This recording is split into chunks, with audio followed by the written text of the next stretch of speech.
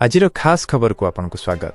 झारसुगुड़ा जिलार कंडेईकेला ग्राम में चलित वर्ष दुर्गा पूजा पर प्रस्तुति जोरदार चली।